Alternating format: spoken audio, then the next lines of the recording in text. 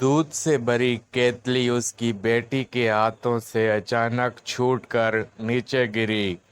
सारे का सारा दूध जमीन पर फैल गया। वो खामोशी से एक तरफ बैठा ये मंजर देख रहा था। एक लम्हे के लिए उसके ज़हन में शिकवा पैदा हुआ। ऐ मालिक, इस तरह के छोटे बड़े नुकसान हम गरीबों का मुकद्दर ही क्यों होते हैं। अगरचे एक ही लम्हे में पूरे दिन की कमाई के बराबर नुकसान हो चुका था, ताहम वो ज़बान से कुछ ना बोला। अचानक उसने अजीब मंजर देखा। एक बिल्ली कहीं से नमूदार हुई और ज़मीन पर फैला दूध चाटना शुरू कर दिया। जब वो जाने के लिए मुड़ी तो एकदम लड़खड़ाई और ज़मीन पर गिरकर लूट-पुट होने लगी। वो भागकर पहुंचा, लेकिन उसके पहुंचने से पहले ही बिल्ली की मौत हो गई। उसे सदमा हुआ।